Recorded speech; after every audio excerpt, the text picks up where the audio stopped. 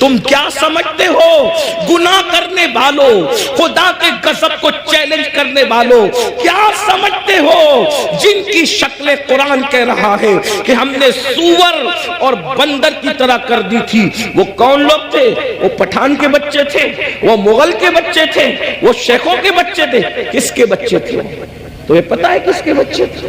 وہ مغل نہیں تھے، وہ پٹھان نہیں تھے، وہ شیخوں کے بچے نہیں تھے۔ جن کی صورت اللہ نے سور اور بندروں کی طرح کی وہ انبیاء کی اولاد میں سے تھے۔ اللہ قرآن اٹھا باضابطہ ان کا نسب پہلے بیان کیا۔ بے شک وہ بنی اسرائیل تھے، اور بنی اسرائیل کون ہے؟ اسرائیل حضرت یعقوب کا لقب ہے، اور بنی اسرائیل مطلب اولاد یعقوب، اولاد یعقوب، اللہ اکبر۔ اور اولاد یعقوب کا مطلب کیا؟ یہ بنی اسرائیل اور یعقوب علیہ السلام کا سلسلہ نسب کیا؟ یعقوب علیہ السلام کی ابا حضرت اسحاق علیہ السلام، اسحاق علیہ السلام کی ابا جان حضرت سیدنا ابراہیم علیہ السلام، یہ ہے ان کا سلسلہ نسب۔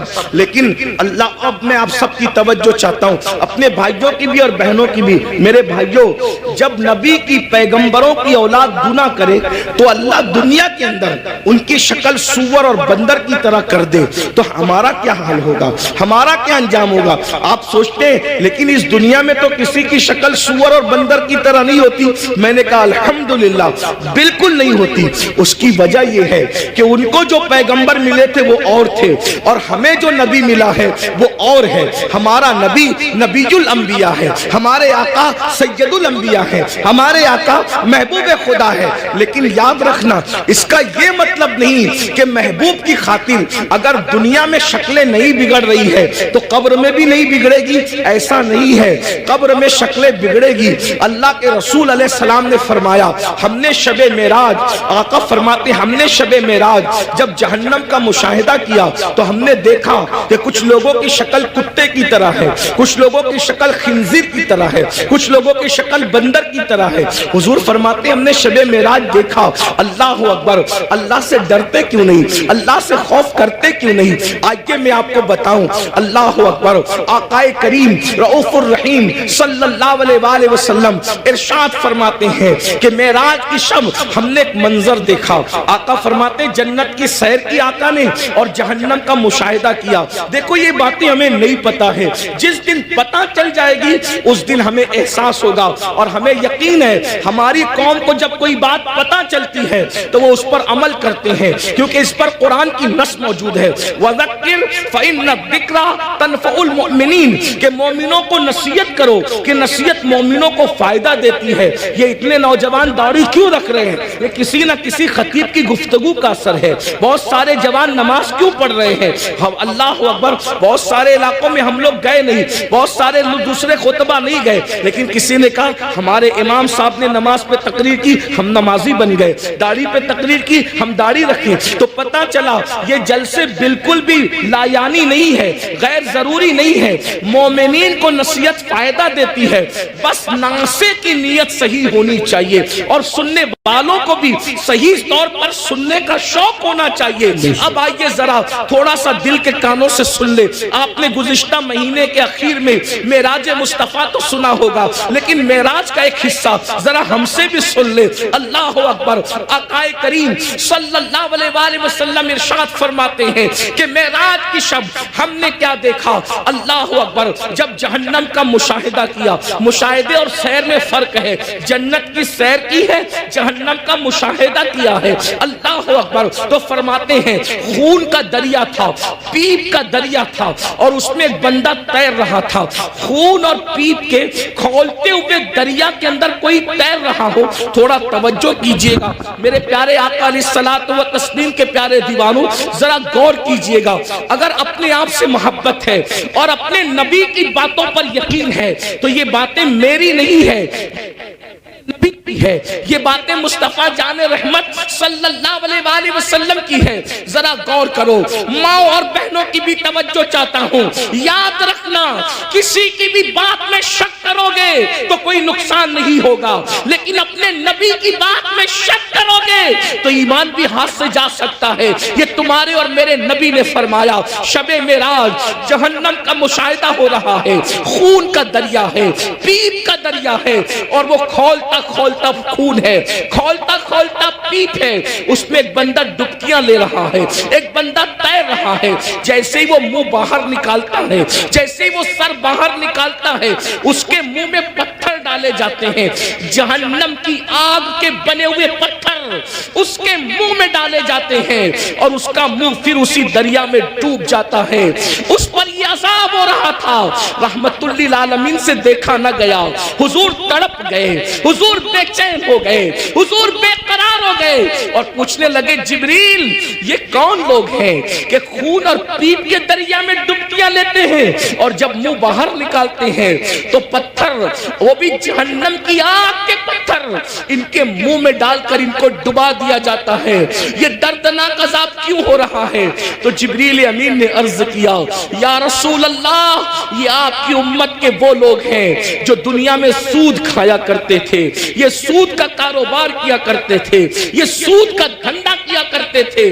میں آپ سے پوچھنا چاہتا ہوں، دنیا ہی سب کچھ ہے، بولو اگر کسی سچے مسلمان کو یہ پتا چلے کہ سود کھانے کا انجام کیا ہے، وہ پیپ کا دریا، وہ خون کا دریا، اور خون کا دریا کیوں ہے؟ میں نے غور کیا کہ سود خوروں کے لیے پیپ اور خون کا دریا کیوں ہے، تو بہت سوچنے کے بعد مجھے یہ سمجھ میں آیا کہ سود خور لوگ قوم کا خون چوستے ہیں، قوم کا خون چوستے ہیں، ان کی غربت کا فائدہ اٹھاتے ہیں، ان کی مجبوریوں کا فائدہ اٹھاتے ہیں۔ اس لیے دیکھو قدرت نے ان کو خون اور پیپ کے دریا کی سزا دی ہے۔ اب میں آپ سے پوچھنا چاہتا ہوں، اے سود کا دھندا کر کے، اے بیاج کا دھندا کر کے، اے انٹرسٹ کا دھندا کر کے مالدار بننے والوں، ذرا غور کیجئے، کتنا بھی مال کما لوگے، تھوڑا دھیان دینا میری بات پر، کتنا بھی بڑا محل ہو، تاج محل کی طرح بھی محل بنا لو، جب آخری میں ڈاکٹر کہے گا نا کہ یہ بہت بیمار ہے، اس کے بچنے کی امید نہیں ہے، تو آپ کے بچے، ہمارے بچے کیا کریں گے؟ آپ ہو یا ہم ہو، کوئی ہو، بولو بچے کیا کریں گے؟ اٹھا کے سیدھا ہاسپٹل میں داخل کر دیں گے۔ بتاؤ جس مال کو اللہ کی نافرمانی کر کے کمایا تھا، کروڑوں روپے کا محل بنایا تھا حرام مال سے یا حلال سے بھی بنایا تھا، لیکن آخری سانسیں کہاں لے رہے ہو؟ آخری سانسیں کہاں لے رہے ہو؟ ہاسپٹل کی چار دیواری میں۔ یہی ہے نا تمہاری دنیا، جس دنیا کی خاطر اللہ کو ناراض کیا، جس دنیا کی خاطر خدا کو ناراض کیا، آخری اینڈ کیا ہے؟ آخری انجام کیا ہے؟ دنیا کے 80% لوگ ہاسپٹل میں آخری سانس لیتے ہیں، اور اکثر لوگ تو آئی سی یو میں آخری سانس لیتے ہیں۔ ہائے ہائے، قدرت کا امتحان تو دیکھو، قدرت کی سزا تو دیکھو۔ یاد رکھنا بہت کم وہ خوش نصیب ہے جو اللہ اکبر سجدوں میں جاتے ہیں، خدا کے حرم میں جاتے ہیں، تلاوت کرتے کرتے جاتے ہیں۔ 80% لوگ دوا خانوں کی چار دیواریوں میں آخری سانس لیتے ہیں۔ اللہ اکبر، میں اس پہ کوئی فتویٰ نہیں لگا رہا ہوں، میں مفتی بھی نہیں ہوں، لیکن اتنا ضرور کہوں گا، ذرا غور تو کرو، کروڑوں کی بلڈنگ پڑی ہوئی ہے اور آپ کرائے کے دواخانے کے اندر آخری سانس لے رہے ہو۔ پلنگ ہے، ہاں ہاں، کپڑوں پہ غرور کر کے خدا کو بھولنے والوں، یہ خدا کا امتحان دیکھو، اللہ کی آزمائش دیکھو، خدا کا امتحان دیکھو۔ ان عذاب ربک لواقع، ارے فرعون جس امتحان سے گزرا اس امتحان سے تم بھی گزارے جاؤ گے۔ خدا کے غضب کو چیلنج کرنے والوں اپنے کپڑوں پہ اتراتے تھے، پہنانے والے خدا پہ ناز نہیں تھا، کپڑوں پہ گھمنڈ تھا نا، کپڑوں پہ غرور تھا نا۔ کیا ہوتا ہے؟ 50,000 کا میرا ڈریس ہے، 25,000 کے اچھے کپڑے پہنو، اسلام منع نہیں کرتا، لیکن آخری میں کیا ہے؟ سارے اچھے کپڑے اتار کے گھر رکھ دیے گئے اور ہاسپٹل کے کپڑے تمہیں پہنائے گئے۔ یہ مرنے سے پہلے خدا کا امتحان ہے۔ کس دنیا سے منہ لگا رہے ہو؟ کس دنیا سے دل لگا رہے ہو؟ کس دنیا کے چکر میں اللہ کو بھولے ہو؟ کس دنیا کے چکر میں شریعت کو پیٹ کے پیچھے ڈالے ہو؟ کس دنیا کے چکر میں دین کو پیٹ کے پیچھے ڈالے ہو؟ مسلمانوں، اگر تمہیں یہ علم ہو جائے کہ دنیا کی اوقات کیا ہے، تو تم کبھی دنیا کو منہ نہ لگاؤ, دنیا سے دل نہ لگاؤ. اللہ کے رسول علیہ السلام نے ایک مرتبہ دریا کے اندر اپنی انگلی ڈبوئی اور دریا میں انگلی ڈبو کر کے باہر نکالا, اور باہر نکال کر کے فرمایا یہ میری انگلی میں جتنا پانی آیا وہ دنیا ہے, اور یہ جو سارا پانی ہے وہ آخرت ہے. اب بتائیں قطرے کو لے کر کے سمندر کو چھوڑنے والے نادانوں, دراصل علم نہیں ہے. اگر ہمیں علم ہوتا تو پتا چلتا والآخرت خیر وابقا, آخرت بہتر بھی ہے, آخرت باقی رہنے والی بھی ہے, دنیا باقی رہنے والی ہے ہی نہیں. اور دنیا تو کہتے اسے ہیں جو ادنا کی بھی تصویر ہے, جو ادنا سے بھی گری ہوئی کو دنیا کہتے ہیں. ادنا کا مطلب سمجھتے ہیں نا, ادنا کا مطلب چھوٹا, اور دنیا دنیا اور اس سے بھی گری ہوئی. جس کا نام ہی دنیا ہو حقیر.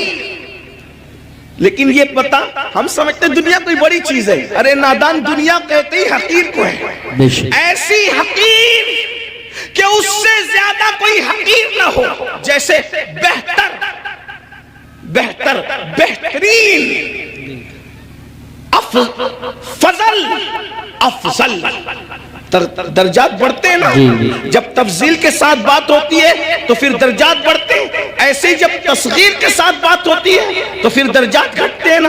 تو دنیا تصغیر ہے کیا, یہ اتنی حقیر ہے کہ اس سے بڑھ کر کوئی حقیر نہیں. لیکن ہمارے پاس یہ بھی علم نہیں ہے, دنیا دنیا بھی کہتے ہیں اور اس پر قربان بھی ہوتے ہیں. پتہ ہی نہیں ہے کہ حقیر پہ قربان نہیں ہوا جاتا. ارے جب فقیر پہ قربان نہیں ہوتے تو حقیر پہ کیسے قربان ہوتے ہیں؟ اگر قربان ہونا ہے تو اس پر قربان ہو جاؤ جس نے دنیا بھی پیدا کیا, آخرت بھی پیدا کیا. یزید دنیا پہ قربان ہوا, ختم کر دیا گیا. حسین دین پہ قربان ہوئے, آج حسین پاک کا ذکر بھی باقی ہے, ان کی نسل بھی باقی ہے. نعرہ تکبیر دنیا کی خاطر, یا رسول اللہ, دنیا کی خاطر, یا رسول اللہ, یا علی, یا علی زندہ باد.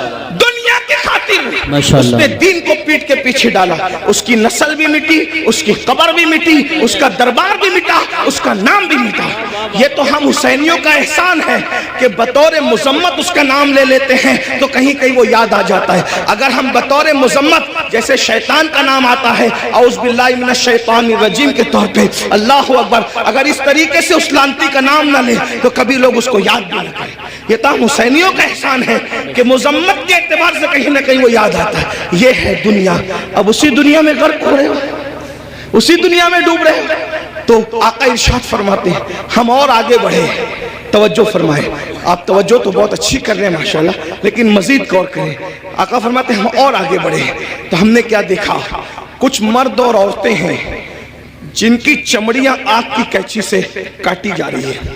بس میں بات طویل نہیں کروں گا اور ختم بھی کر دوں گا وقت پہ, کیونکہ ہم 1 گھنٹہ لیٹ چل رہے ہیں اور مجھے دوسرے پروگرام کی طرف, رات کے پروگرام کی طرف جانا بھی ہے. لیکن غور سے سن لیں, معراج کا یہ بھی حصہ ہے.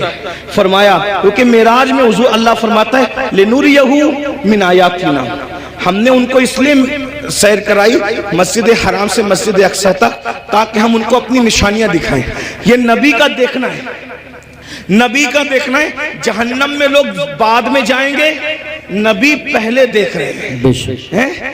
جہنم میں لوگ بعد میں جائیں گے, نبی پاک پہلے دیکھ رہے ہیں. توجہ کریں, یہ نبی کا دیکھنا ہے, یہ نبی کے دیکھنے کی شان ہے. پھر بھی کچھ لوگ کہتے ہیں کہ نبی کو غیب کی خبر نہیں. میں نے کہا نادان, اگر یہ غیب نہیں ہے تو پھر غیب کسے کہتے ہیں؟ حضور دیکھ رہے ہیں. جہنم میں جانے سے پہلے جہنمیوں کو اللہ دکھا رہا ہے. فرماتے ہیں ہم نے دیکھا کہ جہنم کے اندر کچھ لوگوں کی چمڑیاں آگ کی کینچی سے کاٹی جا رہی, آگ کی کینچی سے, اور وہ چیخ پکار رہے ہیں اور ان کی چیخ سنی نہیں جاتی. کیسے سنی جا سکتی تھی؟ رحمت للعالمین ہے.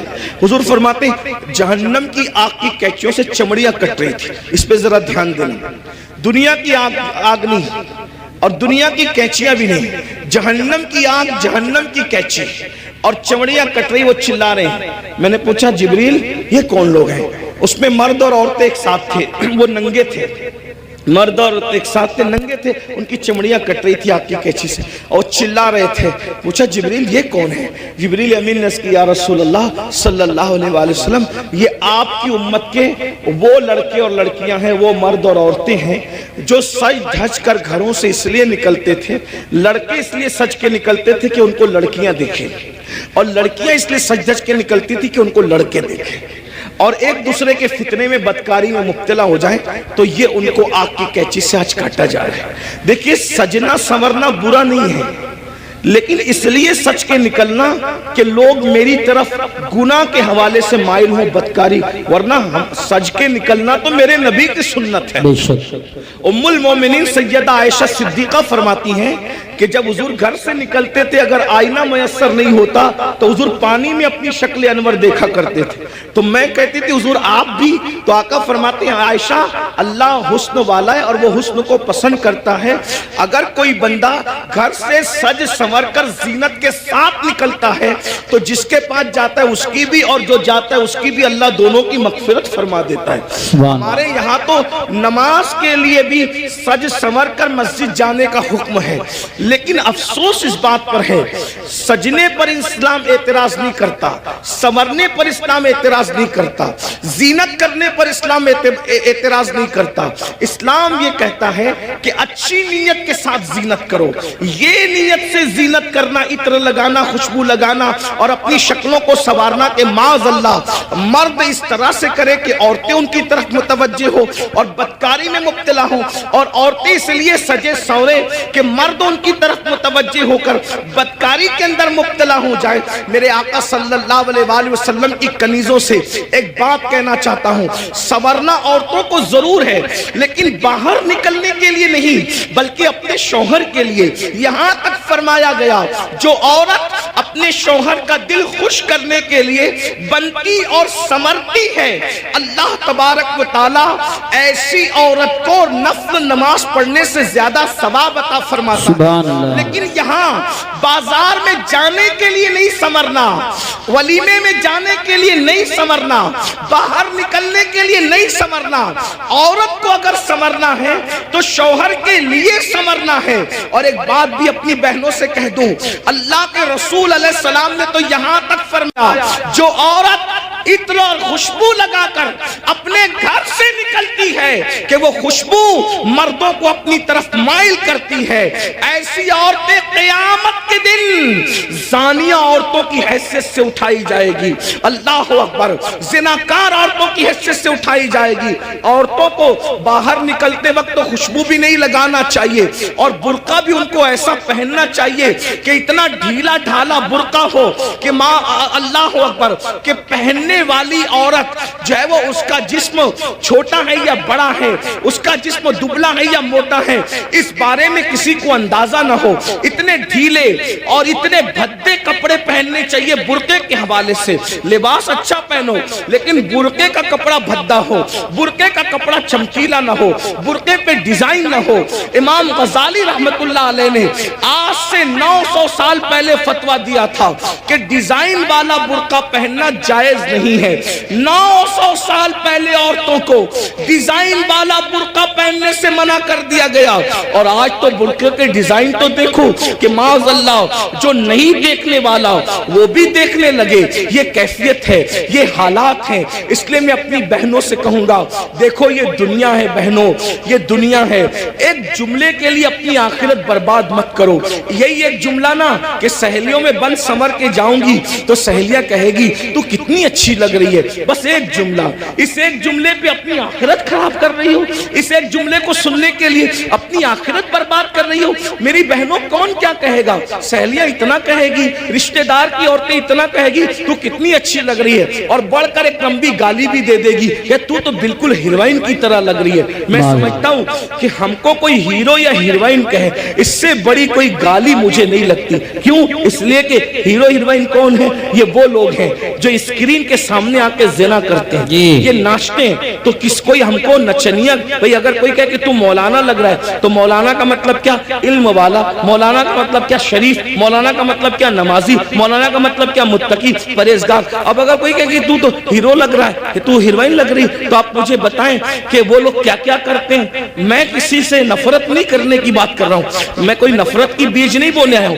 लेकिन एक बात कहता हूं, स्क्रीन पर आकर के जिना करते हैं कि नहीं करते? फाहिशा औरतों से भी ज्यादा गंदे ये लोग हैं कि फाहिशा औरतें तो छुप करके घरों में जिना करवाती हैं, लेकिन ये तो स्क्रीन पर आकर के जिना करते हैं, कैमरे के सामने आकर जिना करते हैं, बदकारियां करते हैं, और तुम खुश होते हो कि मुझे तो ये कहा जा रहा है। फिल्मी अदाकारा से तशबीह दी जा रही, मैं कितनी अच्छी लग रही हूं, मेरी बहन ये गाली, ये गाली।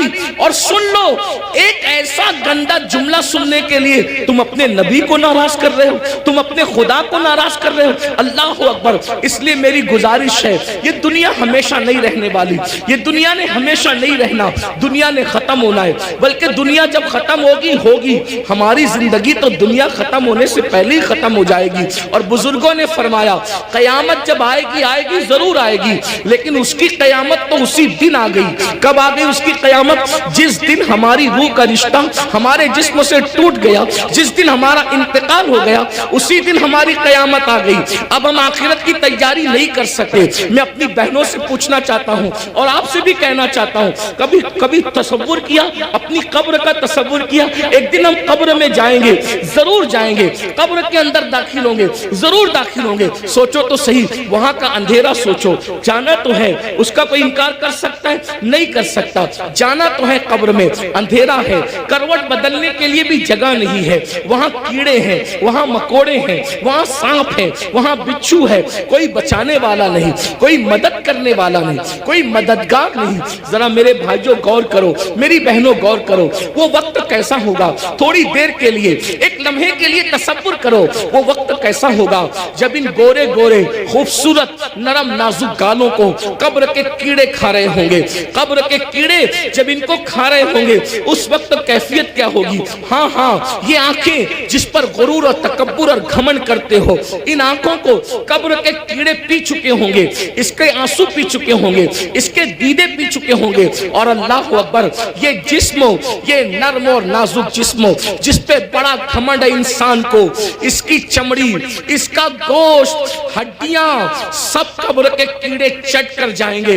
उस वक्त हमारा क्या बनेगा? इसलिए मेरे भाइयों, मेरी बहनों, अल्लाह से डरो, इन सब चीजों की मालूमात हासिल करो कि अल्लाह का अजाब क्या है, अल्लाह के अजाब की शक्लें क्या है। और आज मैं तो ये कहता हूँ, कब्र में जो अजाब होगा वो तो होगा, कब्र में जो सजा मिलेगी वो तो मिलेगी, जहन्नम में जो मिलेगी वो तो मिलेगी, लेकिन दुनिया में सजा अल्लाह दे रहा है। आज दुनिया के 90% लोग जो है बेचैन है, बेकरार है, मुस्तरिब है, वो लोगों को सुकून नहीं है। सब कहते हैं हजरत सुकून नहीं है, कोई कहता है अल्लाह हजरत सब कुछ है, सुकून नहीं है, कोई कहता है बेटी को रिश्ता नहीं है, कोई कहता है औलाद नहीं है। जिसको औलाद है फरमा बरदार नहीं है, फरमा बरदार है उनको नौकरियां नहीं है, घर में रोजी रोटी का मसला है। हर मुसलमान नहीं बल्कि हर इंसान किसी न किसी मसले में उलझा हुआ है। ये मसले क्या है?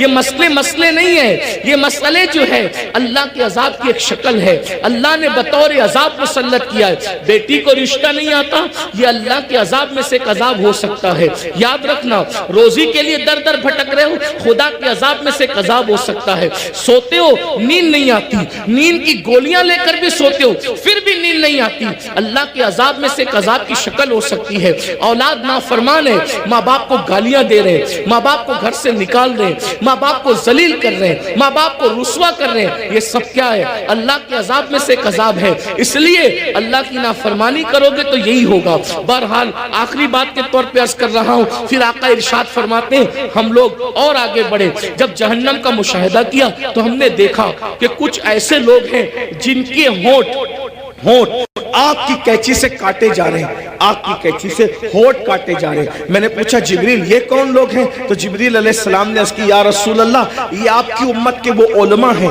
वो मुकर्रिर लोग हैं जो कौम में फितना फैलाने की बात करते थे, कौम में ऐसी बात करते थे कि कौम में फितना फैले। आज इनके होंठ काटे जा रहे हैं। और एक हदीस में ये भी आया है कि ये वो मुकर्रिर लोग हैं, ये वो उलमा लोग हैं जो लोगों को तो नेक काम का हुक्म देते थे मगर खुद नहीं करते थे। قرآن کہتا ہے لما تقولون ما لا تفعلون، وہ کیوں کرتے ہو جس پر خود عمل نہیں کرتے۔ اب یہاں یہ بات دھیان سے سن لے، غور سے سن لے، آخری بات کے طور پہ کن مقرروں کے ہونٹ کاٹے جا رہے ہیں آگ کی کیچی سے؟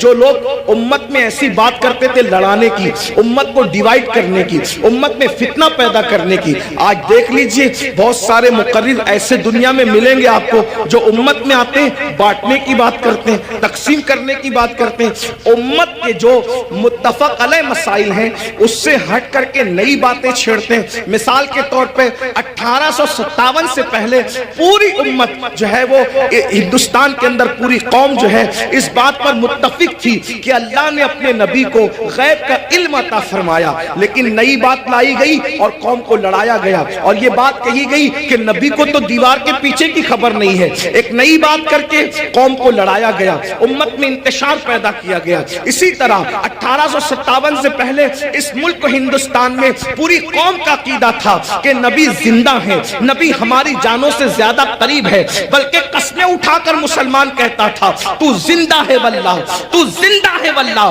میری چشم عالم سے چھپ جانے والے۔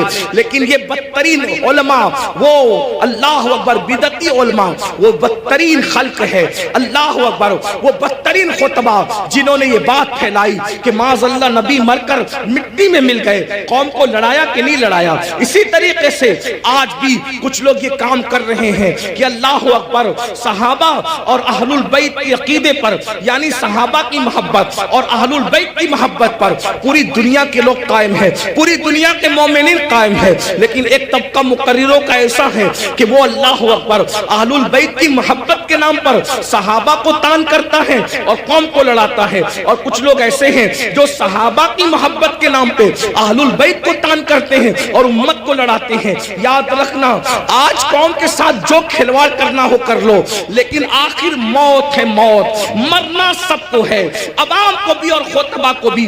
اس لیے خدا کے لیے آپ سے بھی کہتا ہوں ایسے لوگوں کا علیہ کار نہ بنو جو صحابہ کے نام پر اہل بیت پہ سوالیہ نشان کھڑا کرتے ہیں، اور ایسے لوگوں کا بھی علیہ کار نہ بنو جو اللہ اکبر اہل البیت کے نام پر صحابہ کو گالیاں دیتے ہیں۔ واللہ صحابہ ہماری ایک آنکھ ہے اور اہل بیت ہماری دوسری آنکھ ہے، ہم دو آنکھ والے ہیں، اور ہمارے ایک ہاتھ میں صحابہ کا دامن ہے اور ایک ہاتھ میں اہل البیت کا دامن ہے۔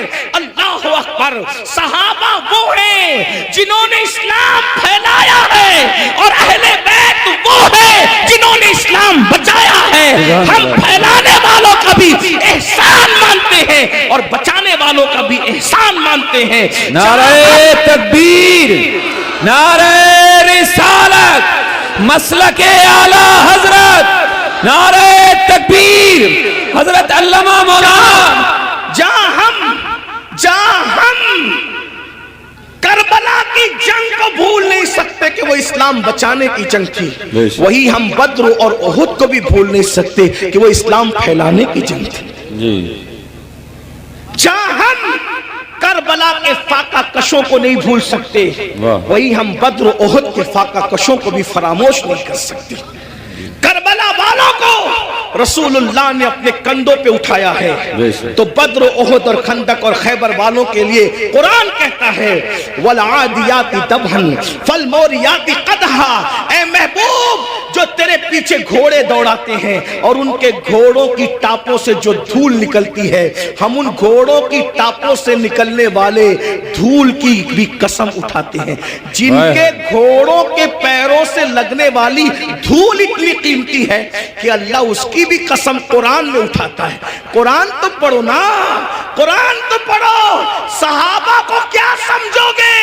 ارے صحابہ کا گھوڑا اتنا قیمتی ہے کہ اس کے پیر سے جو مٹی لگتی ہے اور اس سے جو دھول اڑتی ہے، اللہ اس دھول کی قسم کی بھی اور اس دھول کی بھی قسم اٹھا کر کے بتاتا ہے جس کے گھوڑوں کی ٹاپ سے لگنے والی دھول ہمارے نزدیک اتنی قیمتی ہے تو صحابہ کا گھوڑا کتنا قیمتی ہوگا، اور جب وہ صحابی کا گھوڑا قیمتی ہے تو اس میں بیٹھنے والا صحابی کتنا قیمتی ہے۔ سبحان اللہ، سبحان اللہ۔ ذرا غور کیجئے، اس لیے ایمان بچانا ہے تو اعتدال کے مسلک پہ رہیے، اور یہ فکر اعتدال 14ویں صدی میں جن علماء نے دی ہے اس کے سردار کو امام اہل سنت کہتے ہیں، اور وہ اہل سنت کا امام کہتا ہے اہل سنت کا ہے بیڑا پار، اصحاب حضور نجم ہے اور ناؤ ہے، اطرت رسول اللہ کی۔ تو وہ خطبہ جو فتنہ پھیلاتے ہیں وہ یہ بھی کہتے ہیں بھئی مزار پہ کیوں جاتے ہو؟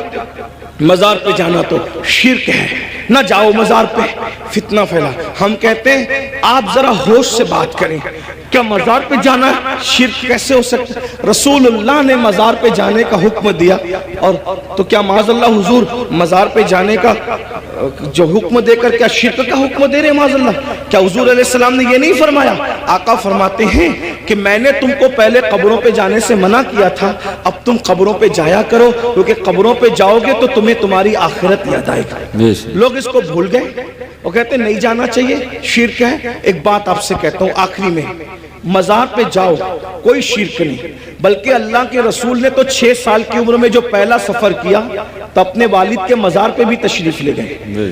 اور بخاری مسلم آپ اٹھا کر کے دیکھیں، سیاستہ اٹھا کے دیکھیں کہ حضور علیہ السلام شہدائے احد کے مزارات پہ خود تشریف لے جاتے تھے۔ شہدائے احد کے مزارات پر اللہ کے رسول خود تشریف لے جاتے تھے۔ سید الشہداء امیر حمزہ کے مزار پر سیدہ فاطمہ الزہرا خود تشریف لے جاتی تھی۔ غور فرمائیں، آپ غور کیجئے، مزار پہ جانا شرک نہیں ہے، لیکن ایک بات آپ سے سنیوں سے کہنا ہے، میرے بھائیوں سے، مزار پہ ضرور جاؤ لیکن سنت کے مطابق جاؤ۔ آج ہماری سنی قوم اپنے مسلک کو خود بدنام کرتے ہیں، وہاں جا کر کچھ لوگ علم نہ ہونے کی وجہ سے سجدہ کرتے ہیں۔ ہمارے مذہب میں، اسلام میں سجدہ کرنا اللہ کے سوا کسی کو جائز نہیں۔ آپ غلطی کرتے ہو، دیکھو اگر کوئی مسلمان شراب پیتا ہے تو کیا اس کا الزام اسلام پر آئے گا؟ بولو بھائی، بتائیے صحیح کہہ رہا ہوں غلط کہہ رہا ہوں؟ اگر مسلمان شراب پیے تو کیا اس کا الزام اسلام پر آئے گا؟ بولے نہیں آئے گا، کیونکہ اسلام نے شراب حرام کیا ہے۔ اب کوئی شراب پی رہا ہے تو یہ اس کی اپنی نادانی ہے، اسلام کا اس میں کوئی قصور نہیں ہے۔ تو اگر معاذ اللہ کوئی جاہل ان پڑھ قبر پہ جا کے سجدہ کر رہا ہے تو اہل سنت اس کی تائید کبھی نہیں کرتے۔ ہمارے امام سیدی اعلیٰ حضرت نے تو پوری کتاب لکھی، الزبدۃ الزکیہ، سجدے تعظیمی کی حرمت پر آپ نے پوری کتاب لکھی۔ تو غیر اللہ کو سجدہ تعظیمی حرام ہے، اور معاذ اللہ اگر عبادت کی نیت سے کرے تو شرک ہے۔ یہ ہم اہل سنت کا مسلک ہے۔ سجدہ کرنے کے بارے میں ہم سنیوں کو لوگ بدنام کرتے ہیں، جھوٹ بولتے ہیں، تجاؤل عارفانہ سے کام لیتے ہیں کہ ہم تائید کرتے ہیں۔ ہمارے کسی سنی ذمہ دار عالم نے کبھی قبر پر سجدہ کرنے کی اجازت نہیں دی، اس کی تائید نہیں کی۔ بھائی اگر ہم قبروں کو سجدہ کرتے تو پھر ہم مسجدیں کیوں بناتے؟ ہم اتنی محنت کر کے چندے کر کے مسجدیں کیوں بناتے؟ بھئی جو قبروں کو سجدہ کرے گا اس کی مسجد کیسے ہوگی؟ ہماری مسجدیں ہیں، اور آج بھی اتنی گنڈا گردی لوگوں نے کی ہمارے ساتھ، آج بھی پورے ملک ہندوستان میں نہیں بلکہ پوری دنیا میں سب سے زیادہ اگر کسی کی مسجدیں ہیں تو وہ صرف اور صرف ہم اہل سنت و جماعت کی مسجد۔ بے شک، سبحان اللہ۔ اتنی مسجدوں پر قبضہ کیا، ناجائز قبضہ کیا، چھینا، پھر بھی سب سے زیادہ مسجدیں ہماری ہیں۔ الحمدللہ دلی کی جامع مسجد کے بانی سے لے کر مراد آباد کی جامع مسجد کے بانی تک تاریخ اٹھا کر کے دیکھ لو، سب کے سب آپ کو اہل سنت ملیں گے، کوئی اہل بدعت آپ کو نہیں ملے گا، الحمدللہ رب العالمین۔ لیکن یہ بات سنیوں میں تم سے کہتا ہوں، قبروں پہ جا کے سجدہ مت کرو، اپنا اسلام بدنام ہوتا ہے، اپنا مسلک۔ اور ایک بات کہتا ہوں، جس چیز سے اللہ رسول نے روک دیا اس میں کبھی کوئی فائدہ ہی نہیں ہے۔ جب ہم اپنے نبی کو سجدہ نہیں کر سکتے تو ہم کسی ولی کو سجدہ کیسے کر سکتے ہیں؟ ہم کسی پیر کو سجدہ، آپ کو میری بات بری لگے گی تو معاف کرنا، لیکن یہ میں آپ کی آخرت کے لیے کہہ رہا ہوں۔ آپ سوچیں گے نہیں ہمیں تو فلاں نے بتایا۔ ایک بات میں آپ سے کہہ دوں، آپ کس کے مرید ہیں؟ آپ کہیں گے میں قادری سلسلے میں مرید ہوں، کوئی کہیں گے میں چشتی سلسلے میں مرید ہوں، کوئی کہے گا میں نقشبندی سلسلے میں مرید ہوں، کوئی کہے گا میں سہروردی سلسلے میں مرید ہوں، کوئی کہے گا میں مداری سلسلے میں مرید ہوں، کوئی کہے گا میں وارسی سلسلے میں مرید ہوں، کوئی کچھ۔ سب سلسلے جو حق ہے، جتنے بھی سلسلے حق ہیں، سب سلسلے ہمارے سر آنکھوں پر ہیں۔ لیکن یہ علماء کی موجودگی میں ایک بات میں آپ سے کہوں ذمہ داری کے ساتھ، یاد رکھیے کسی بھی سلسلے سے مرید ہونا اس وقت تک کام نہیں آئے گا جب تک کہ تم پہلے شریعت کے مرید نہ بنو. بے شک. پہلے شریعت کے مرید بنو پھر قادری ہونا کام آئے گا. جی جی. پہلے شریعت کے مرید بنو پھر چشتی ہونا کام آئے گا. پہلے شریعت کے مرید بنو پھر نقش بندی ہونا کام آئے گا. پہلے شریعت کے مرید بنو پھر سہروردی ہونا کام آئے گا. اگر شریعت کے مرید نہیں بنے تو نہ غوث پاک بنا دیں گے، نہ غریب نواز بنا دیں گے، نہ شاعر نقش بند بنا دیں گے، نہ شاعر سہرورد بنا دیں گے. لٹکتے رہ جاؤ گے، برباد ہو جاؤ گے. کیونکہ یہ سارے بزرگوں نے شریعت کے لیے ہی اتنی بڑی بڑی قربانیاں دی. اگر غوث پاک گیلان چھوڑ کر بغداد آئے تو صرف تحفظ شریعت کے لیے آئے. یہ غریب نواز اپنا وطن چھوڑ کر، بلکہ مدینہ منورہ کے مدرس تھے غریب نواز، 3 سال مسجد نبوی میں حدیث کا درس دیا. اگر یہ سب کچھ چھوڑ کر کے ہندوستان آئے شریعت کے تحفظ کے لیے، اسلام کی خاطر آئے. ورنہ اور کیا لالچ تھی ان کو؟ کیا کوئی تخت پہ بیٹھنا تھا؟ کوئی تاج حاصل کرنا تھا؟ کسی کی کٹیا پہ حملہ کرنا تھا؟ کسی کی زمین پہ قبضہ؟ کچھ بھی نہیں. ایک ہی مقصد تھا، بھٹکے ہوئے آہو کو پھر سوئے حرم لے چلے. دین کے لیے آئے تھے. اس لیے اللہ کو اپنی مرضی سے راضی مت کرو، اللہ کو اللہ کے بنائے ہوئے قانون سے راضی کرو. بے شک. اللہ کو اللہ کی مرضی سے راضی کرو. تو یہ قبروں پہ سجدہ کرنا حرام ہے اگر سجدہ تعظیمی ہے تو، اور اگر سجدہ عبادت ہے تب تو مشرک ہو گئے، ایمان ہی نہ رہا. اسی طریقے سے قبروں پہ جاؤ تو بزرگوں کے طریق پر جاؤ، ہاتھ باندھ کر باوضو جاؤ، اور کم سے کم 2 ہاتھ دور کھڑے رہو، اور بزرگوں کی ولیوں کی قبروں کی ایسی تعظیم کرو جیسا ان کی ظاہری حیات میں مل جاتے. جیسے تعظیم کرتے ویسے تعظیم کرو. بتاؤ کیا اگر غوث پاک غریب نواز اور بزرگان دین ہمیں مل جاتے تو ہم ان کے اوپر ایسے لٹکتے؟ ایسے لٹکتے؟ ان کے اوپر ایسے گرتے پڑتے جیسے قبروں پہ گرتے پڑتے؟ عقیدت اپنی جگہ. بلکہ آپ کو کہتا ہوں، رسول اللہ کی مزار انور کو دیکھا تو سیدی اعلیٰ حضرت پکار اٹھتے، پیش نظر وہ نو بہار. پیش نظر وہ نو بہار، مگر سجدے کو دل ہے بے قرار. عاشق تھے نا، عاشق تھے نا، یار کا جلوہ دیکھا کہنے لگے سجدے کو دل ہے بے قرار. مگر عاشق ہو کر بھی ادب کا دامن ہاتھ سے نہ چھوٹے، شریعت کا دامن ہاتھ سے نہ چھوٹے. فوراً کہتے ہیں مگر کیا کروں؟ روکیے، سر کو روکیے. ہاں یہی امتحان. کیا بات ہے؟ یہ امتحان ہے ہمارا. اس لیے اب ایک بات کہہ دوں، کڑوی لگے تو معاف کرنا. جن کو سجدہ کرنا حرام ہے وہاں جا کے سجدے کرتے ہو، اور جس کو سجدہ کرنے کا حکم ہے اس کو سجدہ نہیں کرتے. دیکھ لیں ہماری قوم کا حال دیکھیں.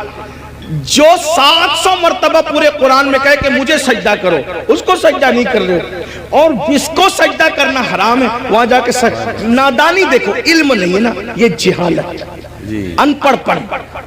یہ علم نہ ہونا ساری گندگی کی جڑ ہے. اس لیے علم حاصل کرو، اپنے بچوں کو بھی علم کے قریب لاؤ. اتنا علم اپنے بچوں کو دے دو. میں نوجوانوں سے کہتا ہوں جتنا علم حاصل کرنا علم دین ہر مسلمان پہ فرض ہے، اتنا علم سیکھیے.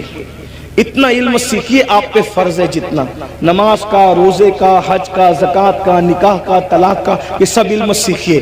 اور ساتھ ہی ساتھ دنیاوی ایجوکیشن طے کیجئے کہ کم سے کم ہمارا ہر بچہ بچی گریجویٹ ہونا چاہیے. اس سے کم ہمیں نہیں پڑھانا ہے. چاہے اس کے لیے ہمیں نوکری کرنا پڑے، 8 گھنٹے کی بجائے 12 گھنٹے محنت کرنا پڑے. علم کی طرف پیش رفت کرو. اور یہ صرف جلسوں کی حد تک نہیں، عہد کر کے اٹھو کہ مجھے، ہمارے ماہرہ کے مشائخ نے اعلان کیا آدھی روٹی کھائیں گے، بچوں کو پڑھائیں گے. اگر آدھی روٹی کھانا پڑے تو کھاؤ، اپنے بچوں کو پڑھاؤ. اگر عید پہ کپڑے نہیں بنتے تو نہ بنے، لیکن بچوں کی فیس ہمیں ضرور بھرنا ہے. اچھے سے اچھے اسکول میں ان کا داخلہ کرانا ہے، اچھے سے اچھے اسکول میں ان کو جو ہے ایڈمیشن ان کا کروانا ہے، اور ان کو اعلیٰ تعلیم دلانا ہے. اگر ہندوستان کا مسلمان صرف 1 دہائی 10 سال ایجوکیشن پہ محنت کر لے، 10 سال، ملک کے حالات بدلیں.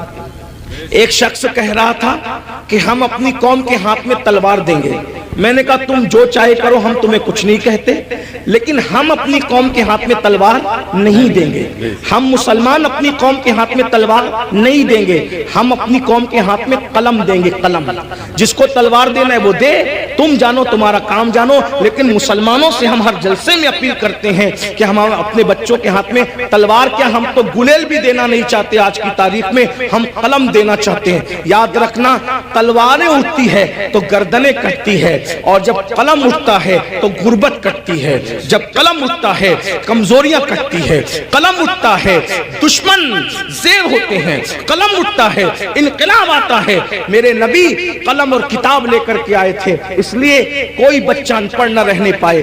جو کچھ ہوا، اور جو بچے 10ویں 12ویں پڑھ کے ڈراپ آؤٹ ہو گئے، ہٹ گئے، ان سے میں کہتا ہوں آج گھر بیٹھ کر کے بہت سارے کورسز کیے جا سکتے ہیں۔ اس لیے موبائل میں گیم کھیل کر وقت ضائع کرنے کی بجائے، ادھر ادھر بیٹھ کر اس کے اوٹے پر اس کے نکڑ پہ بیٹھ کر وقت ضائع کرنے کی بجائے، بچیوں سے بھی کہتا ہوں اگر 10ویں 12ویں پڑھ کر کے چھوڑ دیا ہے تو بہت سارے ایسے آج کورسز ہیں کہ گھر پہ بیٹھے بیٹھے آپ تعلیم حاصل کر سکتے ہو۔ لاک ڈاؤن کے اندر میں بھی جو ہے وہ 11ویں پڑھ کے میں نے چھوڑ دیا تھا۔ میرے 11ویں پڑھ کے چھوڑنے کا واقعہ بھی ایک عجیب سا ہے۔ اصل میں سنی دعوت اسلامی کے ماحول میں تھا۔ میں 11ویں میں جب جونیئر کالج میں میرا ایڈمیشن ہوا، ماں باپ کی تمنا تھی کہ اس کو ٹیچر بنائیں گے، تو خاص طور پہ امی کی تمنا تھی اس کو ٹیچر بنائیں۔ میں جیسے ہی جونیئر کالج میں نے قدم رکھا تو دیکھا کہ لڑکے اور لڑکیاں ساتھ پڑھتے ہیں اور بے پردہ ہیں، اور 11ویں پہنچنے کے بعد سب بالغ ہو گئے۔ تو اتنا شعور نہیں تھا مجھے، لیکن اتنا تو تھا کہ لڑکیوں کے ساتھ نہیں بیٹھا جا سکتا بے پردہ۔ تو میں نے ٹیچر سے کہا، کلاس ٹیچر سے، عبدالعزیز سر ہمارے تھے، میں نے کہا کہ لڑکیوں کے ساتھ تو بیٹھنا ناجائز ہے۔ وہ ہنسنے لگے، بولے حیرت ہے اس دور میں ایسی بات کوئی کرتا ہے، تو پاگل تو نہیں ہوا؟ میں نے 1 مہینے تک کے یہ بات کرتا رہا۔ آخر ہمارے پرنسپل نے کہا ایسی بات نہیں۔ میں نے کہا یا تو ڈیوائیڈ کر دیں یا تو پھر ہم چلیں، اور میں نے جو ہے وہ پھر اس کے بعد چھوڑ دیا۔ میرے سر میرے گھر تک آئے، اتفاق سے وہ میرے ابا کے بھی کلاس ٹیچر رہ چکے تھے، میرے بھی ایک ہی اسکول میں، ہمارے ابا نے ہی پڑھا، ہم نے بھی پڑھا۔ تو وہاں پر وہ آئے، کہا کہ ابا، وہ کہا کہ تیرے بیٹے کو سمجھا کہ یہ پاگل تو نہیں ہوا ہے؟ میں نے کہا کچھ بھی ہو میں نے نہیں پڑھنا، شریعت نے منع کیا۔ حالانکہ آپ ایسا نہیں کرنا، علماء سے آپ پوچھنا، علماء آپ کو بتائیں گے حالات کے تحت معاملات ہوتے ہیں، لیکن اس وقت ماحول ایسا تھا ہمارا سنی دعوت اسلامی کا ماحول، تقوی کا، پرہیزگاری کا۔ اب تو ہم متقی نہیں ہیں، وہ پرہیزگاریاں ہی نہیں ہیں، لیکن بہرحال تو وہ ماحول تھا، تو ہم نہیں گئے پھر۔ لیکن میرے عزیز ساتھی، میرے بڑے بھائی کی طرح، وہ بھی ایک اسکول کے پرنسپل ہے اور ہماری سنی دعوت اسلامی کے رکن شورا ہیں، قاری رضوان خان صاحب، اس نے کہا کہ پڑھ لے بھائی ورنہ ایسے ہی رہ جائے گا۔ میں نے کہا اگر میں اچھی نیت سے اللہ کی شریعت کے لیے چھوڑ رہا ہوں تو اللہ اس کا صلہ مجھے دے گا، اور اللہ نے مجھے صلہ یہ دیا کہ آج میں ایک English medium school and junior college کا چیئرمین ہوں، الحمدللہ، اور تقریباً 50 ٹیچرز جو ہے وہ اس وقت کم و بیش الحمدللہ جو ہے وہ ہمارے انڈر میں کام کرتے ہیں۔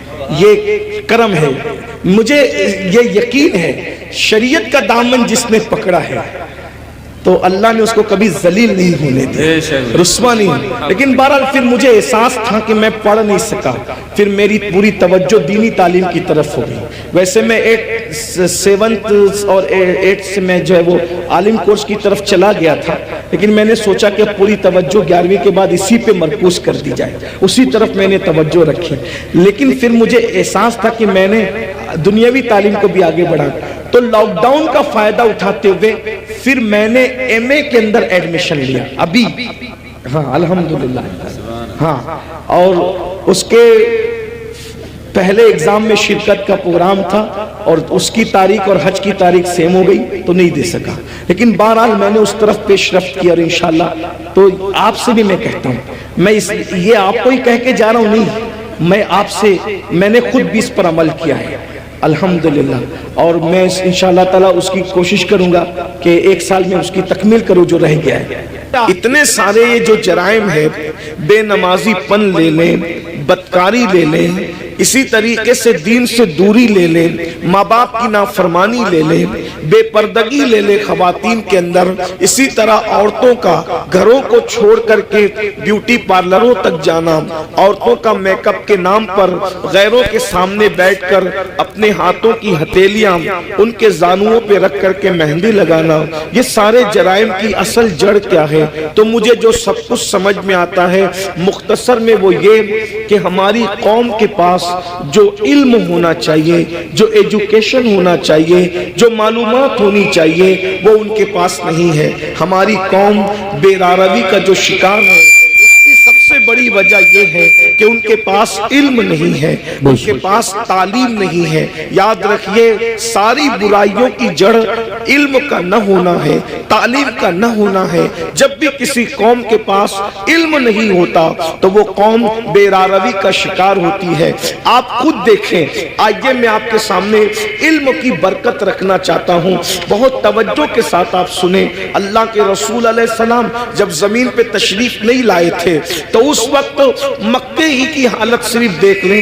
ابھی میں پوری دنیا کی بات نہیں کرتا، ابھی پوری دنیا کا ذکر نہیں کرتا، صرف ایک شہر مکۃ المکرمہ کا ذکر کرتا ہوں۔ ذرا غور کریں، مکۃ المکرمہ کون سا شہر ہے جسے قرآن کہتا ہے وَمَن دَخَلَهُ كَانَ آمِنًا، کہ جو اس میں داخل ہو گیا وہ امن میں آ گیا۔ امن والے شہر کو کتنی گنڈا گردی کا سامنا تھا، اللہ اکبر۔ جو شہر امن والا تھا، جو شہر حرم ہے، جہاں کی گھاس اکھاڑنے کی اجازت نہیں، جہاں کے جانوروں کو ستانے کی اجازت نہیں، جہاں جانور سائے میں بیٹھ جائے تو اس کو اٹھانے کی اجازت نہیں، جہاں جانور کو دھمکانے کی اجازت نہیں، جہاں جانوروں کے جنگلی جانوروں کے انڈوں کو توڑنے کی اجازت نہیں، اللہ اکبر، جہاں اللہ اکبر اہل احرام پر حرم میں شکار کرنے کی اجازت نہیں، ایسے حرم کے اندر لوگ اپنی بیٹیوں کو اپنے ہاتھ سے زندہ دفن کر رہے تھے۔ حدود حرم کے اندر، بالکل حرم کے سامنے، ایک تو حرم وہ ہے، ایک تو حرم وہ ہے جس کو اللہ و رسول نے حرم کے طور پر حدود مقرر کی ہے، لیکن ایک تو مسجد حرام ہے، یعنی حرم میں بھی جو بہت اعلیٰ درجہ رکھے اسے مسجد حرام کہتے ہیں۔ بالکل مسجد حرام کے سامنے اپنی بیٹیوں کو اپنے ہاتھوں سے زندہ دفن کر رہے تھے۔ اللہ اکبر، مائیں اپنے بچوں کو گود میں شراب پلا رہی تھی، جیسے آج بچے نہیں سوتے تو ماں نیند کی دوا پلاتی ہے، اس دور میں جب اللہ کے رسول تشریف نہ لائے تھے تو مائیں اپنی گود میں اپنے بچوں کو شراب پلایا کرتی تھی۔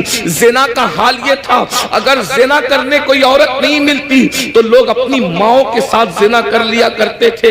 اتنی گندگی تھی کہ ایک ایک عورت کئی کئی مردوں کے ساتھ اپنا رشتہ اور تعلق رکھا کرتی تھی۔ اللہ اکبر، ذرا غور کریں اس گندے ماحول میں جبکہ جانوروں کے ساتھ بدکاری ہو رہی ہے، ماں کے ساتھ بدکاری ہو رہی ہے، ماں کی گود میں شراب پلائی جا رہی ہے، اللہ کے گھر پہ 360 بت رکھ دیے گئے ہیں، ننگے ہو کر کعبے کا طواف کرتے ہیں، عورتوں کو منحوس سمجھتے ہیں، بیواؤں کو منحوس سمجھتے ہیں، بیواؤں کے ساتھ بدسلوکی کرتے ہیں، کمزوروں پہ ظلم کرتے ہیں، کمزوروں کا مال کھا جاتے ہیں۔ جب اللہ کے رسول تشریف لائے، اللہ کے رسول علیہ السلام نے اتنا گندا ماحول دیکھا تو ماحول دیکھنے کے بعد حضور علیہ السلام نے ان کے سامنے نماز کی بات نہیں کی۔ ذرا میں توجہ چاہتا ہوں آپ سب کی، اہل منبر کی بھی توجہ چاہتا ہوں، ذرا غور کریں ماحول کتنا بگڑا ہوا تھا۔ حضور علیہ السلام نے پہلے دن نماز کی بات نہیں کی، پہلے دن روزے کی بات نہیں کی، پہلے دن حج کی بات نہیں کی،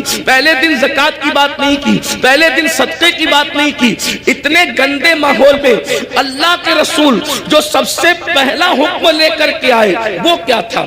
اتنے گندے ماحول میں سب سے پہلا جو حکم لائے وہ کیا تھا؟ تو قرآن کہتا ہے اقرا بسم ربک الذی خلق خلق الانسان من علق۔ اللہ اکبر، اندازہ فرمائیں اس گندے ماحول کے اندر حضور سب سے پہلے علم کی بات لے کر آئے۔ پڑھو لکھو، پڑھو لکھو، کیونکہ حضور جانتے تھے جس دن ان کو پڑھنا لکھنا آ گیا اس دن ان کی زندگی بدل جائے گی۔ اور اللہ کے رسول علیہ السلام اللہ کی کتاب لے کر کے آئے۔ اللہ کے رسول ہمارے نبی کتاب کتاب لے کر آئے. ہمارے نبی صاحب کتاب نبی ہے, صاحب کتاب پیغمبر ہے, صاحب کتاب رسول ہے. اور کون سی کتاب لائے؟ اسے قرآن کہا جاتا ہے.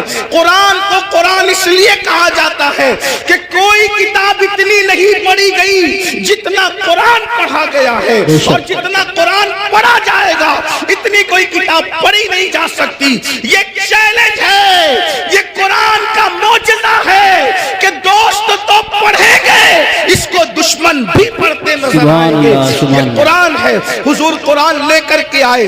اب بتاؤ حضور نے کس قوم کو پڑھایا؟ نماز کا عنوان اپنی جگہ, انکار نہیں. روزے کا عنوان اپنی جگہ, انکار نہیں. حج کا عنوان اپنی جگہ, انکار نہیں. زکوٰۃ کا عنوان اپنی جگہ, انکار نہیں. حضور نے پہلے پڑھایا, عرب کے جاہلوں کو پڑھایا, عرب کے بوریہ نشینوں کو پڑھایا, عرب کے بکریوں کے لے جانے والے جنگلوں میں بدوؤں کو پڑھایا. اور جب پڑھایا تو انقلاب کیا آیا؟ دیکھو علم کا انقلاب اتنی جلدی آتا ہے. یاد رکھنا ہر انقلاب کو آنے میں ٹائم لگتا ہے.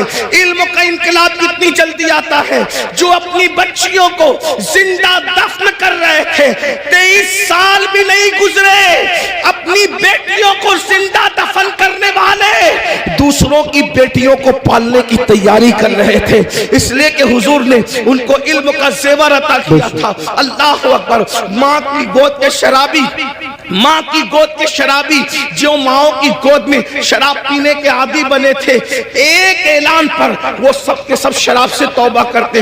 یہاں تو جلسوں میں کروڑوں تقریریں ہو جائیں, مقرر تقریر کرتے کرتے مر جائے, مقرر جو اس کی آواز بیٹھ جائے, مقرر کالی داڑھی سے اس کی داڑھی تقریر کرتے کرتے سفید ہو جائے, مقرر کی حالت بدل جائے, قوم کی حالت نہیں بدلتی. کیوں؟ وہاں ایک ہی اعلان میں پوری قوم نے شراب سے توبہ کی. بس اتنا کہا تھا, اے لوگو آج سے شراب حرام ہو گئی, آج سے شراب حرام ہو گئی. جن کے منہ میں تھی انہوں نے اگل دی, منہ سے اگل دی. جن کے ہاتھ میں تھی انہوں نے انڈیل دی, جن کے مٹکوں میں تھی انہوں نے نالیوں میں بہا دی. مدینے کی گلیوں میں شراب بہ رہی تھی. ایک اعلان, وجہ حضور نے اس قوم کو پہلے ایجوکیٹ کیا تھا, علم عطا کیا تھا. انہیں پتا تھا اگر حرام کریں گے تو نقصان کیا ہوگا. آج ہماری قوم کو نہیں پتا ہے, حلال و حرام میں کوئی تمیز نہیں ہے کیونکہ ان کے پاس علم نہیں ہے.